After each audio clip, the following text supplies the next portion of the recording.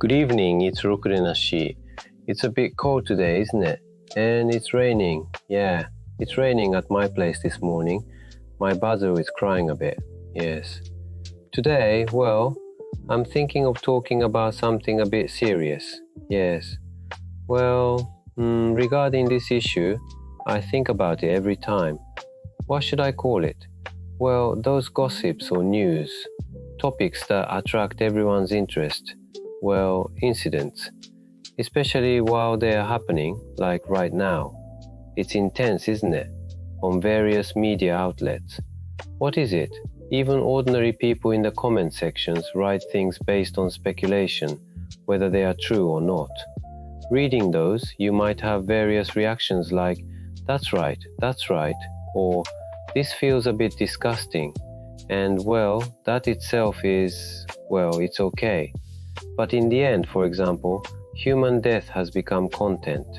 For instance, commercial broadcasting stations use many helicopters, right? Probably. I don't turn on what's called TV at my home. I don't even have an antenna connected, so I don't watch it. Even so, news pops up on Google or Yahoo, and I end up seeing it. It's usually footage from above, isn't it? I wonder if that kind of thing can be regulated. I don't really know. So, providing footage or audio of things people are interested in as content, how should I put it? It means prioritizing viewer ratings, right? Well, I'm speaking ill of commercial broadcasters, but it's not just them. Commercial broadcasters are an industry that can't survive without sponsors. Although I think Fuji TV and others have other businesses to earn money, as a broadcasting station, they are sponsor-driven. So it all comes down to how many views they can get. Incidents, accidents, misfortunes, conflicts, these are probably strong as content. It's not about ethics anymore. It's about prioritizing numbers. Well, that's just how the system is designed. And now, unlike before, there isn't a specific news time like in the Showa or Heisei eras. It's news time all the time. So they keep milking the same incident, that's a term used lately, trying to drag it out as long as possible. Until interest fades, they do things like, well, maybe not a special feature, but a summary of the victim's personality, or this shouldn't happen, repeatedly using comments from neighbors. And lately, what happens often is using CG to recreate the scene. That's common, right? And then some self-important experts show up, former whatever people too, while saying things like, we shouldn't speak based on speculation. They say nonsensical things like, please watch this news carefully. It's like they are saying, please watch this channel. It's a competitive situation. How many commercial broadcasters are there? If the number of channels hasn't changed, there are only about 6 or 7, right? Maybe not even that many. So they are fighting over viewers. The people watching TV now are probably those over 70 who just keep the TV on all day. Since those elderly people watch TV, well, I don't know if that's considered important. Well, they keep refining the technology of how to keep viewers hooked. But as for what they want to broadcast or provide as video content, it's not like a coffee shop starting because they want to sell coffee. It's not like choosing to run an okonomiyaki shop because you're good at it. It's not like that. It feels like they have nothing they actually want to broadcast. And when something happens, they all swarm over it like remoras. It's really uncool, isn't it? Well, rather than the reporting itself being bad, they can't survive without getting viewer ratings. So the structure of the media itself is the problem. There's a structure where the more you uphold ethics, the more you lose. Probably. For NHK, it's not about winning or losing, but for commercial broadcasters it is. They are fighting over a small number of pieces, or the mass. I'm saying things that everyone already knows even if I don't say them, but I think the Ministry of Internal Affairs and Communications should be stricter. They should establish reporting ethics properly. I don't know if some countries are already doing this, but just showing the world a proper set of reporting ethics would increase the value of the country. Because right now, it's like swarming over someone else's death. It looks really bad. It's embarrassing to be such a country. If people from other countries are looking at this situation with cold eyes, We can't really look down on other countries. We can't act superior and say, that place is always at war, or that place is poor. Well, maybe commercial broadcasters should just go out of business, but they won't. So isn't there some kind of big reversal or a good method? Well, I, Rokudenashi, think we need to make ethics visible. Regarding comments from the victim's bereaved family, or as I said earlier, digging into the people around them, including the suspect. And then they probably dig up Facebook or Instagram. They talk about the right to know, but there's fundamental dignity. If they don't balance it well, even if they call it the right to know, there are many people who don't want to know. There are probably many people who feel depressed just by seeing this reporting. It's going too far.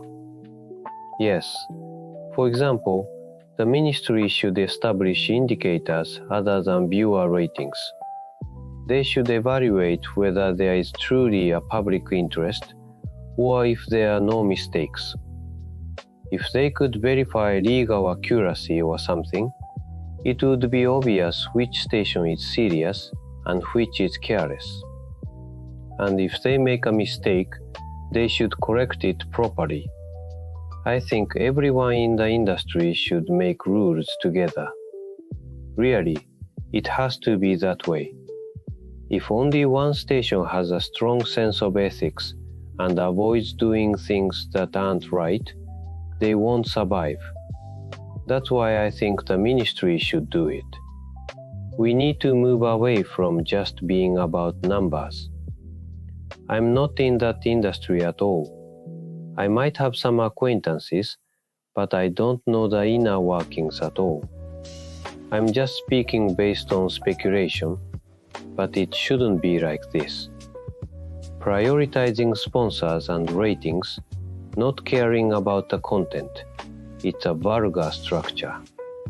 So I've been talking about the broadcasters and the media side, but the viewers also.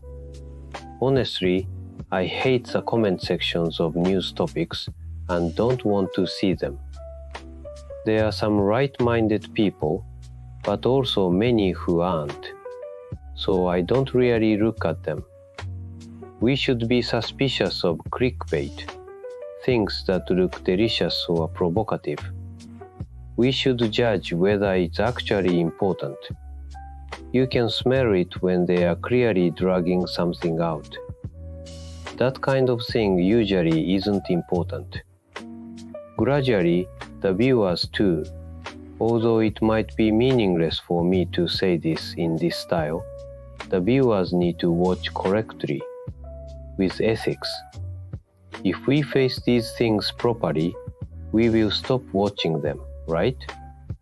Not just some, but if everyone stops watching, there's the question of whether the public's maturity will rise that far, but I don't have high expectations. There are trashy people too, people who bring down the average. I know I'm one to talk, but it's true. There are many stupid people, and smart people have to take care of those stupid people. Every day, it's probably a loss of hundreds of millions of yen. Really. Telling someone to die is just stupid. Well, maybe I shouldn't have said die. How was that die from the other day handled? I wonder if it's still on YouTube. I don't know. Speaking of YouTube, surprisingly, my YouTube is growing. Or rather, there are people listening properly.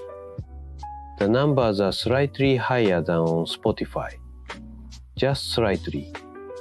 Originally, it's not like I specifically wanted someone to listen. I'm just saying what I thought. Even while saying these big things, I don't think it will change anything at all.